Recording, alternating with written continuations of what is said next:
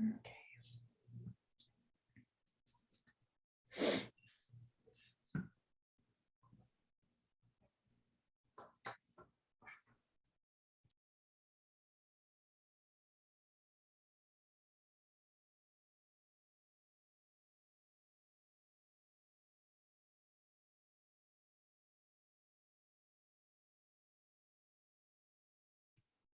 All right, I'm gonna go ahead and take us live if that's all right.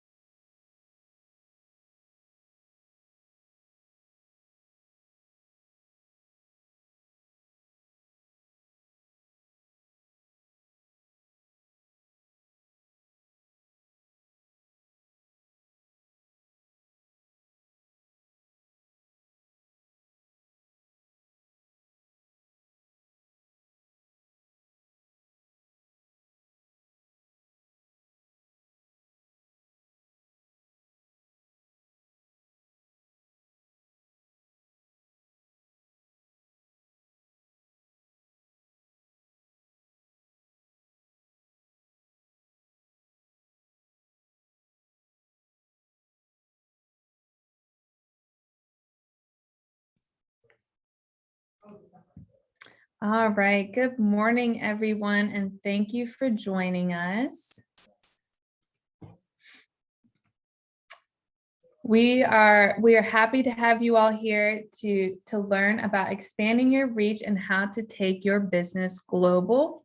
My name is Melissa Kaloje, and I am the Director of Community Relations for Raleigh Regional Association of Realtors.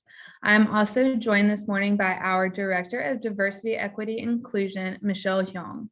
We are excited to highlight resources that are available for our members looking to expand their business to cover international clients, and we're thrilled to have a wonderful speaker who is going to give you all insider knowledge on how to take your business global. We are joined today by Gonzalo Mejia. Gonzalo is a 17-year veteran of the real estate industry. He has been an agent, broker, associate, managing broker, and now team leader of the Dream Team home in Jacksonville, Florida, where they are one of the top producing teams in their market. One of their specialties is global business, and they have worked with customers from all over the world. Gonzalo has a background in financial controlling and used to work for multinational companies in the US and South America. With over 25 years of experience as an instructor and speaker, Gonzalo is a licensed real estate instructor in Florida and an approved instructor for REBAC, CRS, REB, and Florida Realtors. He has been a featured speaker at several national and international events, including the National Association of Realtors Conference, NAGL Rep Convention, and several others. Thank you for joining us this morning, Gonzalo. Hi, Melissa. Hi, Michelle. Well, no, thank you for having me. Always, excited to share some knowledge and bring more people to the good side of the force, that is the global real estate market. All right, so I can get it started. So let me get to share my screen. Let me put it right here. All right, so our topic today, like Melissa said, is expanding your reach. How to take your business global. And what I will say first, this has to be a conscious effort. Becoming a global practitioner is not something that just happens. There has to be a conscious effort to really incorporate global into your business plan. Now, being fair, I'm not saying that all agents should pursue a global interest. However, if you think that global can be something that can help your business, definitely this is a great path. I've been in the business, like Melissa said, 17 years, because here in Florida, you go get your license at 12, in case anybody's doing the math. But a global has been an important part of my business plan since the very beginning. So it's not something that we just started. It is something that I've been working on for 17 years. And I mentioned this because I'm not saying that it takes 17 years to build a global business, but it does take some time. It's not something that will happen overnight. So I'm excited to know some of you are newer in the business, and because this is the right time. It's not going to happen tomorrow. So might as well start now. So when you have the time to really build that global opportunity. Now, let me tell you a little bit about me, and not because I want to brag about what I do, but to show you how actually my involvement in global business had also given me some amazing opportunities that if anybody would like to learn more about, I'll be more than happy to share. So I am the team leader for the Dream Home team here in Jacksonville. We're a multicultural team here. Everybody in my team speaks multiple languages. It is not a requirement. It just happens that way, and it works really well because the clientele that we pursue. I am part of the NAR Global Team since 2017. 2017 and 2018, I was the NAR's President's Liaison to Uruguay.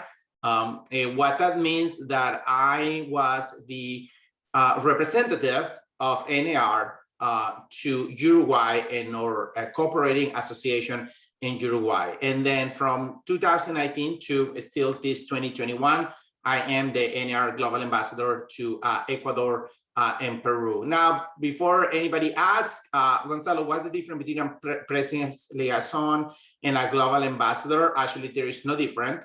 We just change the way that we structure the global team, and President's Liaisons became Global Ambassador. So it is the same position. It's just we titled different back then. So I have had the pleasure to do that for 3 years with Ecuador and Peru. And again, which means is I am the link between the associations in those countries and the US. So you understand how this works with NAR. NAR has partnerships with associations throughout the world, literally. We have close to 75 partnerships in more than 65 countries. And what it is we recognize associations in other countries that follow principles similar to NAR, and we sign bilateral agreements with them. Their members have the ability to become international realtor members, or what we call IRMs. Some countries have more than one association, and that is why we have more association partners than countries, but most of them will have just one. This incoming 2022, I'll be the vice chair of Florida Realtors Global Committee. This is our largest committee as part of Florida Realtors. I am a realtor here in Florida, and we are the largest association in the US as a state association. So this is a huge honor that I'm going to be able to be vice chair in 2022 and chair in 2023. And I mentioned this because many of the things that we do with Florida Realtors, some of the events or some of the education, we are always more than happy to have members from other associations to join us. So if anybody wants to know about the things that we do, we love working and cooperating with other associations. So feel free to reach out. Also, Melissa mentioned that I'm a speaker. That has been also an amazing opportunity that was given to me, connecting with global practitioners. I have had the opportunity to travel and present in other countries. I went to Barcelona to do a conference there. It's called Emocionate. I was in Jamaica for their international conference for the Caribbean. I've been to Panama presenting classes over there. And of course, I have traveled to Uruguay, Ecuador, and Peru as part of the global team. So it is also a great opportunity for me to be able to go out there and, somebody who likes global, I like to travel. Actually, I was in Madrid until yesterday. I just came back from Madrid last night. So it's been a great way to combine my passion that is real estate and education, with opportunity to travel abroad and connect with the agents. Now, saying that, it is not a requirement to travel to become a global agent. I'm sure that none of us want to repeat 2020. I think 2020 was one done check. I don't want to do it again. But something great that has, I think, come out from 2020, always looking at silver linings, is that we found ways to connect with each other that didn't require meeting in person, like this. Zoom was not created last year. It's not like last year, a bunch of people say, hey, how can we get people connected during the pandemic? Zoom had existed for a long time. It's, I think, like 8 or 10 years old by now. But what happened is people could just go so much more used to it.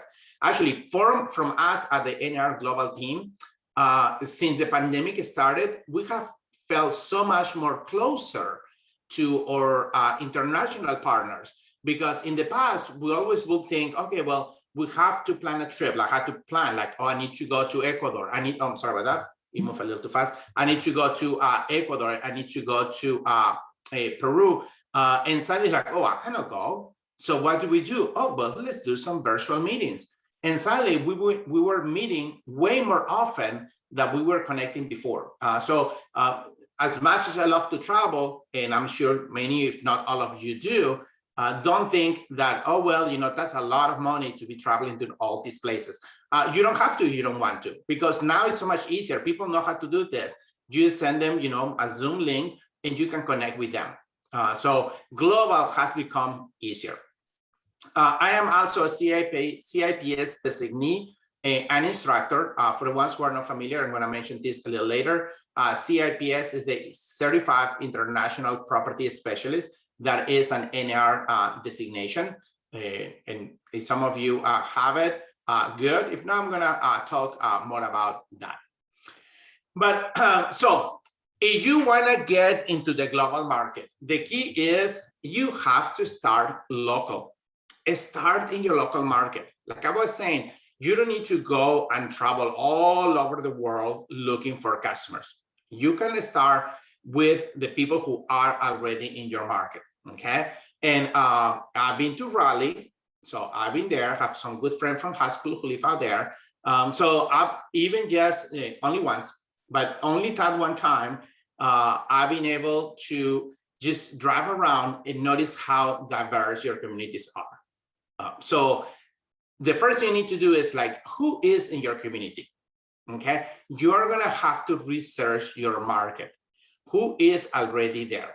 Now, suggestions for you. Number one is Chamber of Commerce. A lot of population trends that are gonna affect our residential market, because I assume that all of you, if not most of you, work on the residential side of real estate. A lot of these residential transactions on the global side are going to start with commercial transactions, where there are businesses overseas that start looking for new business opportunities and new markets. So have a connection with your Chamber of Commerce. What businesses are coming to your area? Because that can give you an idea of what population trends you might see in the future. Like something that we do with our Global Council here with my local association, we have invited either the president or a representative of the global section of our Chamber of Commerce to give us an update. Now, to be fair, they have to be careful. They're not going to tell you, oh, this company is looking into opening some space here. Like, they have to be very reserved, very confidential. But they can give you some cues, like, hey, we have seen an increase of, connections with people from Spain or people from Brazil, looking for spaces here. They're not going to tell you exactly which companies, but you might not even need to know that. You just need to know that, people from some specific countries are looking for commercial space. Because once they find the commercial space, one of the next things going to happen is they're going to have people relocating there. So that is a great start. So pay attention with what commercial transactions are happening in your market. Check out population trends. Who is moving to the area? That information is available. You can check it out online. Now, also pay attention. Just open your eyes when you're walking, driving around your neighborhood. Check out who is in your neighborhood. Now, be careful when you're driving. Always keep an eye on the road. I'm not suggesting looking to the side, but still become aware of your surroundings, because that way you start noticing, okay, who is already here? Like, I was born in Peru, and when I moved here to Jacksonville back in 2009, there was one Peruvian restaurant, one, okay, where I still go. Now we have like 7. Now, why do we have now 7 Peruvian restaurants opposite to one that we had back then? Well, in Paris, the Peruvian food is amazing. If you haven't tried it, you're missing out. So look out for one. But it's not only that, but it is because the Peruvian population has grown. So pay attention, who is in your area, what kind of stores, what kind of restaurants, what kind of supermarkets are opening. You need to know trends in your geographical areas. For example, so Jacksonville, for the ones who don't know, is in Northeast Florida. We are the corner of the state. I personally pay a lot of attention to the Orlando market. Okay, why? Because Orlando is the largest metropolitan area right south of us. Southwest. So here is how it works in Florida, and you need to know how it works in your areas. So Miami here in Florida is by far the most international of all our metropolitan areas. No question about it. Probably in one of the most internationals in the whole country. But it gets expensive. So a destination that has grown a lot is Orlando. So Orlando market, because of Disney and all the parks, it gets a lot of international attention. And what start happening is people who start looking into Orlando, after a while, especially when prices are in the rise, they're like, where can I go next? A lot of these international investors are like, where can I go next? This market is getting saturated. And they start moving. And a place where they go after Orlando is here to Jacksonville. That is a common trend. So I go to Orlando and I check out what is going on out there. Something that I already had noticed on my trips to Orlando, and that's where our Florida Realtor headquarters are, which makes it easier because I go quite often. I noticed, for example, a large Brazilian population in Orlando. Okay, we had the statistics. We knew that they were buying in that area. Like, there are some sections where you see all the local restaurants and shops, all Brazilian theme. And I said, that is going to be one of the next trends that are going to come here in Jacksonville. And that's exactly what happened. And actually, it's happened close to where I am. This is my house. And it is, in this area where we have seen an increase. There is a little section in town that it has a large Brazilian supermarket. It has the restaurants. It has the shops. So pay attention who is in your area. Like, I was in Fort Myers, Florida last week, and I asked them, guys, who is in your market? And they say Germans. You can see it everywhere. So who is in Raleigh? Who is in your market already? Cultural organizations can also give you a cue. Okay. Oh, Gonzalo, here in Raleigh, we have a huge Greek festival. Okay. Why do you think there is a large Greek festival if that was the case? Okay. So pay attention who is in your market already, know your demographics, because you have to find the balance. I'm not, you don't necessarily want to go where everybody's going. But at the same time, you don't want to try something that has no presence in your area.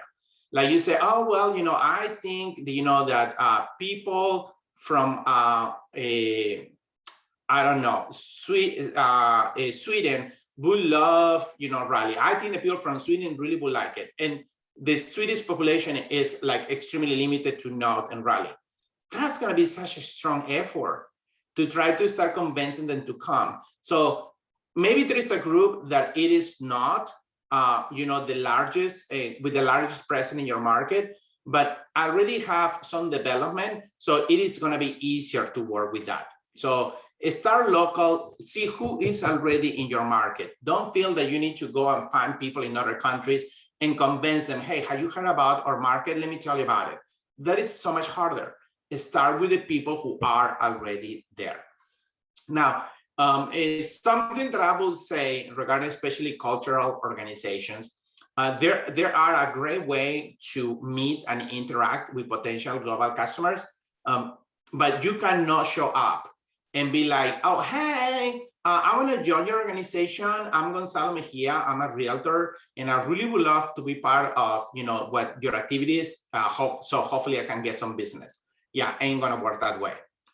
You really are gonna have to get involved at the personal level before you can expect to get some kind of a business opportunity. So what I will say is have an honest interest on that specific cultural group. Okay, and you say, oh, Gonzalo, like you're right. There is such a large Greek community in this area. Oh, that's the ones that I wanna, really tap into. I hate Greek food, and if I go to those festivals, I ain't gonna eat any of the thing. But I think I'm gonna get a lot of business. Yeah, bad approach, because it's gonna come as fake. You're not gonna show that you really care about them, especially with some cultures more than other ones. It's extremely important that they feel connected with you at a personal level before you can even try to get some of their business. But again, don't look too far, start local.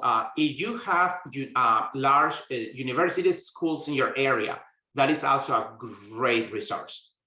A lot of, something that has grown a lot in global business is parents in other countries sending their kids to study here in the US. And what many of them are doing is like, hey, I don't want to pay for housing. I don't want to pay like outrageous amounts of rent for my kids, just to go to school. I'd rather buy a property. My kid can live there. I can rent even some of the rooms in many cases. And then when my kid is done with college, then I will resell the property and get my money back and even make a profit. So if you have any like schools, check out. Schools are really, really looking a lot into creating a more international presence. Like we have a high school here where I'm at my gym. I met the person in charge of recruiting international customers from Latin America to come to their school. So this is not something that just happens, that people are out there just sending their kids, but the schools are out there looking, hey, how can we bring some of these students to our market? So that is another great opportunity. Actually, one of my dearest international customers is this family from Argentina. And I met them when I was in Pensacola. I started my business in Pensacola, here in Florida. And their son was going to University of West Florida in Pensacola.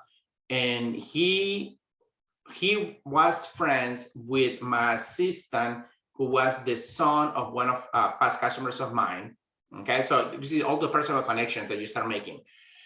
And he's like, hey, they wanna buy some investment property here. Sure. And, just because they had their kids going to school there, they felt comfortable, knowing the area, knowing that they will come and visit. And since then, I've sold them probably like 15 properties. And each time it's easier than the time before. And everything started just one connection at the local level. So again, don't try to put a lot of money into going out of the country or even out of the area. Start with the people who are already in your market. Now, get involved. I think that also for me, that has been great. I mentioned to you that about the NAR Global Team. you have an amazing a group at your local association that are doing events like this one to try to get you educated. So I'm preaching to the choir, telling you, you know, to be part of your local global chapter or committee. But you know, there are also opportunities at the state and national level. So feel free to research more about it to get more involved. And we have our NAR convention coming up next week in San Diego. And I know might be short notice for many of you, you have not already planned to be there, but that is such a great opportunity to really go and connect with international practitioners and other people interested in the global side. So definitely I will say, look into opportunities to get involved with association.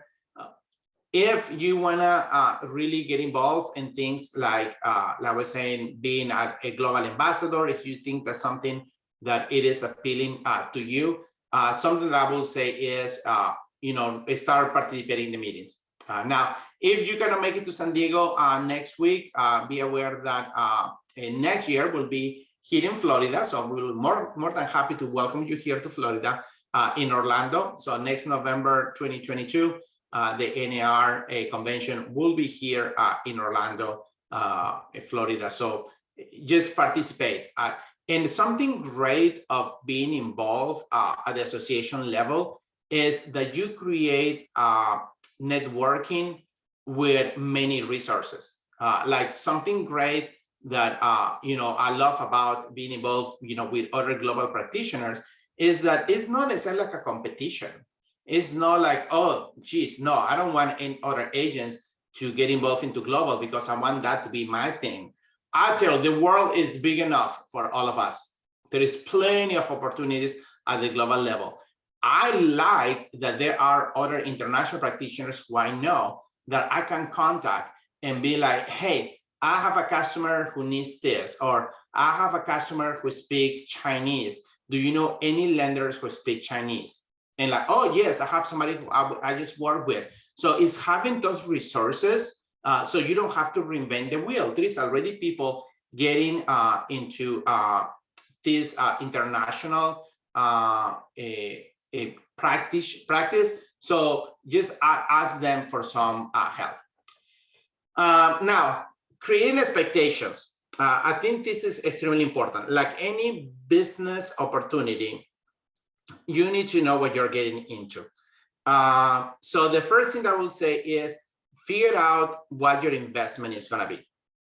Now, there are many ways to get a business started without really putting much into it. But like in any business, okay, just not real estate, in any business, how much you're going to get back is going to be based a lot on how much you put into it. So you have to have an idea of what kind of investment you're going to put into it. Now, when we talk about investment, I'm talking about money, but I'm talking about time and effort. How much are you going to put into it? Now, be smart, okay? Be smart. As much as I love global, you never want to put all your eggs in just one basket. Because I will tell you something about global. I mean, we love it, but last year, our global business in general went down, okay? Why? Because there was the pandemic. People couldn't travel. The US, starting this month, they're now reopening the country to foreigners who are fully vaccinated, okay? This is, you know, we're talking about 18 months before everything started. So if somebody who put all their money into, I'm only going to work with international customers, last year probably they struggled some because, you know, it was a challenge. So plan it well, but you need to know what you're going to put into it, how much of your business you're going to dedicate to that. Education is key. The way international transactions are completed is not exactly the same way that you know, you complete a transaction with a local customer. Some of them can be practically the same. Some of them can be very similar, and some of them can be very different. And I tell you, and it's not only about completing a real estate transaction, but making it successful. And understanding cultural differences, for example, is huge. And understanding that the way that we see the world and real estate, it is so different in other countries. Okay, and it was funny because yeah, I was telling you that I was in Spain. I just came back yesterday, and we were there, and something that happens out there, and because they are what we call high context cultures, things tend to move a little slower. And I was with my friend, and we're in line to buy something, and we are like, "What is this taking so long? Like, why can people just get in, get what they want, and out? So we can get in." It's like we're so frustrated, and I'm like, and I said, and that is why they always see us Americans as people with no patience, because we're used to you go get the thing done and you get out. That's the way we do things in general. Well, in other countries, it's not the same. In other cultures, it's not the same. So learning about how those differences work is extremely important. So education is going to be key.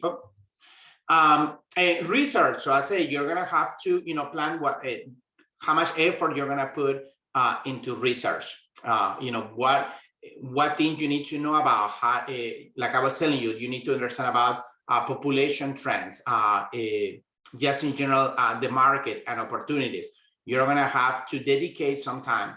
You cannot call yourself a specialist in global transactions if you have not done your homework first. And this applies to any section of real estate. Like you're going to say, "Oh, I'm a luxury specialist." "Oh, really? So what have you done in luxury?" "Oh, nothing yet, but I think I can be great." No, you're going to call yourself an expert on anything. You have to do your homework first. You need to know, what does it take to complete international transaction? You need to have done your research about population trends. You need to be able to speak about real estate beyond what people can see in the news. Okay, you don't look like an expert in real estate if somebody calls you and say, "Hey, what's going on with the real estate market?" "Oh, it's a seller's market." "Really? It's a seller's market?" Okay, if somebody doesn't know it's a seller's market, they're living under a rock. Anybody will know that. Okay, you need to be somebody who knows beyond that. So what kind of research and knowledge you have developed, but you can really say, "Hey, I'm a specialist in international, whatever field of real estate you want to get into it." It has some expectation regarding income. What kind of income you expect to receive from this? How many transactions you want to close, because you're going to put this money, time, and effort into an idea. You have to have an expectation. Well, so how much am I going to get in return? Yeah. So everything has to be planned as a business.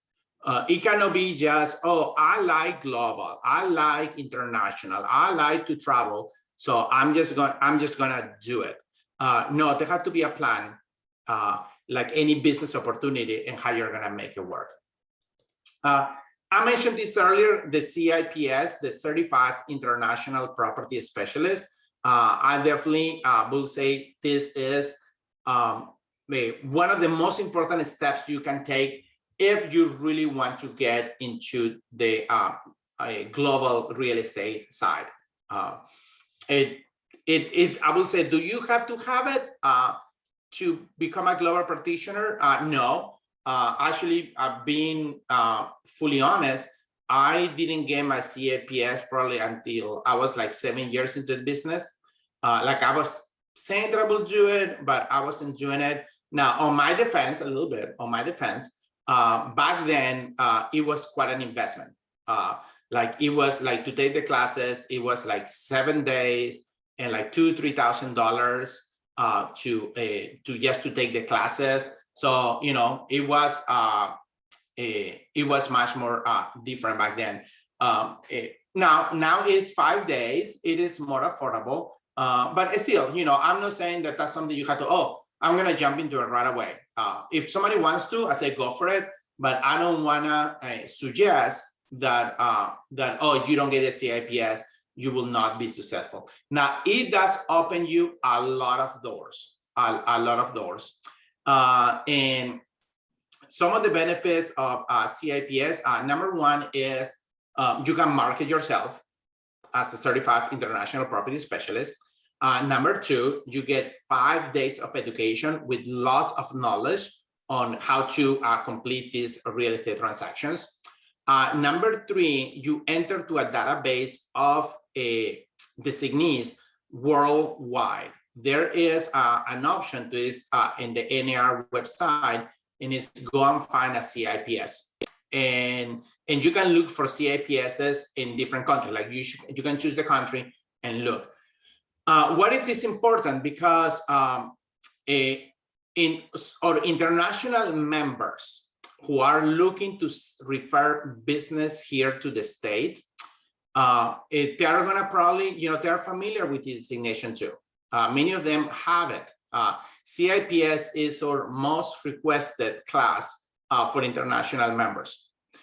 So they know the value of it.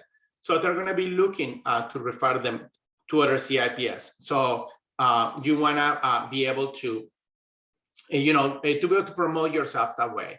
Another great thing about the designation is you want to be part of the NAR Global Team. It is not a requirement to be a CIPS. However, I tell you, almost every single member of the global team is a CIPS. And it's because, you know, you have to apply. There is, you know, there are candidates, and NAR is going to look at, you know, well, who is the best trained representative for us, and having that CIPS designation definitely can make it your application more appealing. It is, again, it's not a requirement, and if somebody wants to get involved with the NAR Global Team and doesn't have it, I will say we still go for it. But be aware that that is something that is going to be weighted into. And Michelle, and also the Marcelo, I was asking about the CIPS designation. Do you guys have that in your schedule? I think you wanted to mention it. I don't know if Michelle can hear me. But Marcelo, the CIPS is offered as education through local associations. So I'll let Michelle or Melissa maybe comment. I don't know if they have it on their schedule yet or not. You know, doesn't get offered all the time. Like my local association offers every other year, but it is just an NAR designation class, and we allow any of our local associations to be able to offer it. And it is 5 days, but it is 5 individual days. So it is not like one class that lasts 5 days. And I mentioned this because somebody said, oh, that's a long time. You can take each day at the time separately. You can say, like, well, I'm going to take 1 day now, I'll take another day later. So that way you don't, because trust me, I know the feeling. When I did it 5 days back to back, and it's 5 days away from your business. That is quite some time. I'm very well aware of that. So it can be a challenge. So, but you can do it one at a time if you wish to do so. Now, convention and trade shows, that is a great opportunity also to connect globally. I mentioned to you already the NAR convention. NAR convention in November, usually first, second week of November, varies slightly year to year. I will definitely encourage you when you get the chance to attend. It changes locations. Like I mentioned, this year is San Diego. Next year is Orlando. After Orlando is Vegas.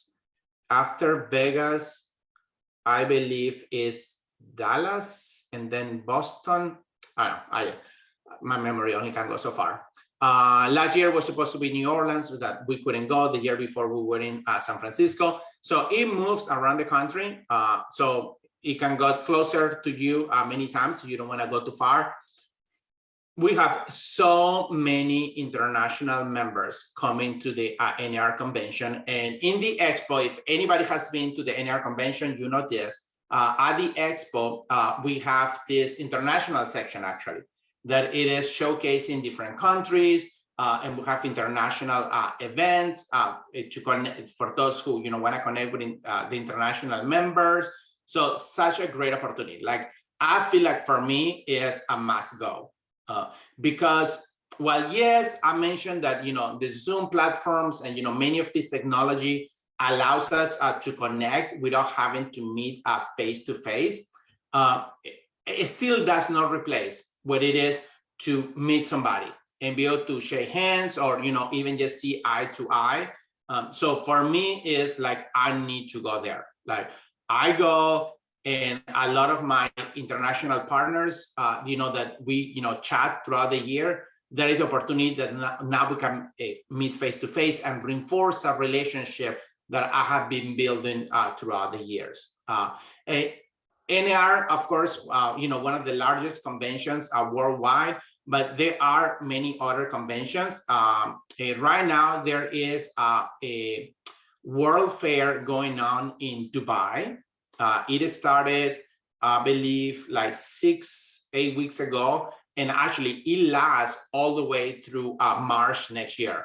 So it's this world fair that is going on several months. Actually, we are going with a group on March, like towards the end. So we're going to Dubai to connect out there. And I tell you, Dubai, they love when we come here. They have brought a lot of groups from the US to Dubai, and where they actually subsidize some of the expenses, just because they want more US practitioners to come to Dubai, learn about the market, and start promoting Dubai globally. But there are also many other conventions that even NAR participates. So just if you stay connected, with and involved at the local, state, and national level, you can learn more about them. So always check them out. What I would say is, figure out, if it really aligns with your business goal. If you say, hey, Gonzalo, I'm really, looking for investors in Latin America. So probably, the Asian Luxury Convention is not the place to be, because it doesn't align with what we're trying to accomplish. So don't start just rushing and take trips to places just because. Be strategic, okay? Be strategic about how is this specific convention, who is the audience, where is it going to be located? Does it align with what I'm trying to accomplish for my business? And if it does, then it might be worth making the investment. But if not, you might be better putting that money somewhere else. Because going to these conventions and trade shows, in person, you're talking, it can be expensive if you start doing quite a few a year. So just keep that in mind. It's like anytime you're going to spend money and any resources from your business, you have to be strategic. Just don't do it because it's fun. There have to be something that you're planning to accomplish out of it. And then what I will say to add to that is you need to do a SWOT analysis. And if you have never heard about the SWOT analysis, this is something that applies to all businesses. What is the concept of SWOT? It stands for strengths, weaknesses, opportunities, and threats. So what's the difference? Strengths and weaknesses, those are internal. Those are the things that we have that can benefit our business plan or can damage our business plan. For example, the fact that everybody in my team speaks multiple languages, that's a strength of ours. Why?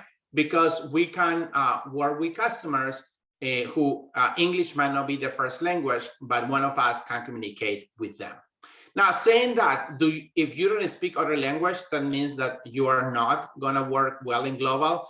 No whatsoever. I have worked with international customers from literally all over the world, where our common language is English. Okay. Yes, I also have worked with many customers who speak Spanish, which is a great benefit because I speak Spanish. I know, shocker, you didn't see that one coming. And we have been able to connect better that way. But don't believe that if you don't speak other languages, you cannot do global. It's just a strength for those who have it. Now, what are the weaknesses? What can hold you back from being able to reach a success in the global market? Like, for example, I'll be honest, one of my weaknesses, it is organization is not one of my main skills. And that's what actually right now I'm looking for a new assistant, because I need somebody to keep me organized. So what you have to do is figure out what strengths you have that will help you on your global initiatives. Maximize them, take advantage of them. What are your weaknesses? Find a way for them not interfere with you. Ask for help, recognize, it is good to say that you are good at something, but you also have to recognize the things that you're not that good at, because otherwise you cannot get better. Now, so strengths and weaknesses, there are internals. Those are things that you control to some extent. Opportunities and threats are external, which means you have no control over them. It is what it is. For example, an opportunity for me is the increase of Brazilian population in the Jacksonville area. That is an opportunity. Actually, something that I would love to hire is an agent who speaks Portuguese, because I think we could tap into that market better if somebody in my team spoke Portuguese. So that's an opportunity that I have. What are threats? Threats are things that can affect our business we have no control over. For example, COVID. COVID was a threat. We cannot, oh no, I'm not going to let COVID interfere with my business. That's not a choice. It's going to happen regardless. So the thing is, how do you adapt your business so this external threats doesn't affect it or doesn't affect it as much? Or how can you convert a threat into an opportunity? Like we were saying earlier, yes, what COVID did is, limit international travel. So, all these customers who were planning to come here are not coming anymore. Oh, well then, hey, why don't we do virtual communication? Let's convert that into an opportunity. By the way, something that I was going to mention earlier and I forgot because I think this is important. If you start trying to connect with, like, hey, you say, hey, Gonzalo, I hear you. I really will tap into, the UK market. I can see a lot of, citizens of the UK looking to buy in our market. I've seen some trends. I don't know. If that is the case, I'm just making that assumption. Gonzalo, how do I reach people from the UK? I mean, that is a lot of people out there. How do I reach out to them? Here is my suggestion. Instead of reaching out potential customers, reach out agents. Because agents in the UK already know people there. They already know which one of their customers might be interested in buying as an investment or second home here in the US. Yeah, to be fair, probably you're gonna have to pay a referral fee to that agent. But I tell you, it makes it so much easier, because otherwise you're looking at a country, you're looking at millions and millions of people in that country, and you are like, how do I reach out to them? Like, which one of them, are my potential customers? I say, instead of doing that, connect with the agents. And that's when the global ambassadors can become so much help for you. So if you are thinking about, a specific country that you have seen an increase on population trends coming to your market, go to nar.realtor/global. Again, nar.realtor/global. That is where we have all the resources at the national level, and look for the global ambassador to the UK and say, hey, can you help me get in touch with agents out there? Now, something I want to say really quick, because sometimes I get this question. Hey, Gonzalo, I want to connect with agents from Ecuador. can you give me the list of email addresses so I can start being in touch with them? No, we cannot provide database of customers, of agents, because of privacy reasons. However, you can go to the NAR website, choose the find a realtor option, and find realtors on those specific countries and contact them directly if you want to do so. Or we global ambassadors can put you in touch with the association in that country and maybe offer like something that I did this year. And we got an increase of requests of agents in Peru who had customers looking to buy here in Florida. Political situation in Peru got a little tricky with a new election this year, and we saw a huge increase of people in Peru trying to get their money out. So immediately I contacted the association down there, and I said, let's do a webinar for agents about investment opportunities in Florida that they can pass on to their customers and how to connect with agents. So I found global practitioners in the most important metropolitan areas in Florida, and we did a webinar, and it was super well attended. And they were able to talk about, about their specific local market, opportunities for foreign investors. So, and we did that everything through our bilateral agreement with the association in Peru. So, my suggestion is don't try to do things that there are easier routes towards you, okay? And take advantage of the resources that we already have. But you need to do this analysis.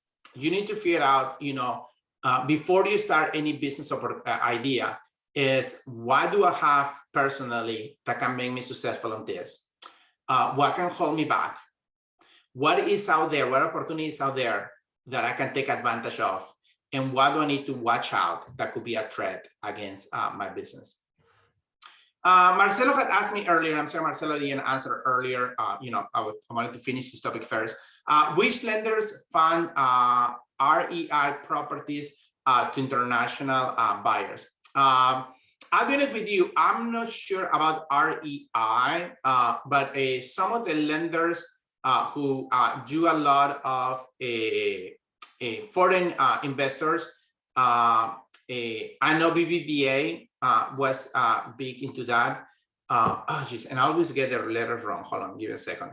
This is other bank, and I can never get their, hold on. Let me get my email because some of my customers is pre-approved with them. And HSBC. HSBC also is huge with international customers. Actually, I have an investor from Japan, and that's who he's pre-qualified with. So, and again, that is when having, connections with other global practitioners can be of help, Marcelo, is something, if I was in a situation like that, like you are like, hey, who can do this? Like I can go to my local or my state global groups and really put a message out there. Hey, I'm looking for this. And, there is a good chance that somebody already went through that and really can answer that for you. But I tell you, BBVA and HSBC, those two are huge into, not huge, but, some of the big ones when it comes to helping international customers. I wanted to include my contact information. I'm more than happy to be a reference on assistance. I'll also include my social media platforms if anybody wants to connect that way. I hope you can tell that at least a topic that I really care and love, and I want to help other agents to be successful on this. So feel free to reach out. Now, full disclosure, because I always do this with all groups that I get to connect with. If you email me and I don't email you back right away, maybe I'm busy. I do a lot and I'm proud of that, but sometimes it just gets me, when I'm too busy, I have to give priority where I reply first. But I always get back to everybody. So if I don't reply your email the same day, it might be the day after or 2 days later, I always try to get back to you. It just sometimes I have to prioritize, who I'm gonna reply. So I mentioned this because if something is extremely urgent, you know, and Gonzalo didn't reply to me and I didn't answer today. Like, I'm sorry, I do my best. But, you know, I love this, so I don't mind doing it, but just full disclosure about how it works. But go ahead, Michelle. Yes, so we do have some additional questions for you, Gonzalo. You don't mind answering them in the last few minutes? Sure. Can you tell us your best experience working with an international client? Like, how did it go and what made that experience memorable for you? So I will tell you this one because I think it reflects a lot about working with global customers. So it was this investor from Argentina that I was mentioning that I was working with when I was in Pensacola. So long story short, we're about to close. Like we are like the day before closing. And so I received the HUD 1, for the ones who are not familiar, that used to be the closing disclosure back in the days. It was called HUD 1. And so I called long distance to Buenos Aires and I'm like, hey guys, we're gonna close tomorrow.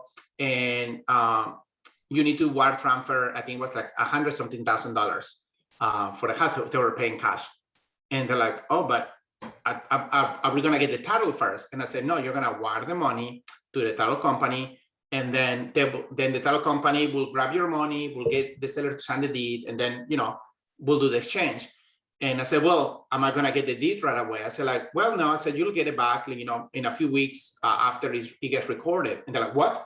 You want me to send this money? And like, what if I never get the deed? Like, and I said, well, you know, once it gets recorded, I can print one online. And they're like, what?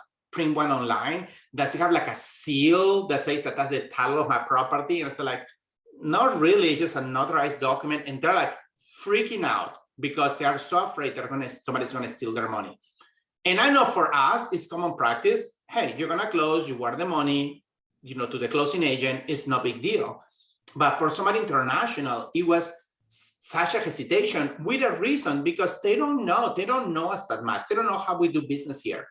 So that was a long conversation, a little expensive considering it was an international call. But at the end, they say, okay, Gonzalo, we're gonna do it because we trust you. We'll send the money. And they send the money and we close. He did how it works now, you know, 14 properties later, he's like, they will message me, hey, Gonzalo, what about this property? I said, well, let us check it out. So, you know, I have a partner in Pensacola who will go, you know, do a virtual showing. And they say, okay, sounds good. Make an offer cash, T-Smash, and get the title company to get us an estimate of the final amount so we can wire it ahead of the time. So now they like to wire the money ahead of the time. While back then they were afraid even to wire for closing. In what it does, it reflects how the global customer is going to be so different. Like things that could be simple for us are going to be a little more complicated. But once you overcome that, it's so much easier. And they keep coming back to you and they keep sending you more business. So there is more effort in the beginning, but it's going to pay off totally at the end. Great, thank you for that. So the next question is, what is the best and worst advice that you've been given regarding conducting international business? Ooh, all right. So I would say best advice probably was, you know, to get my CIPS designation. You know, definitely that's something that I hesitated for a little bit to do it, again, because it was such an investment back then. But once I did it, it just opened my eyes so much and it opened so many opportunities.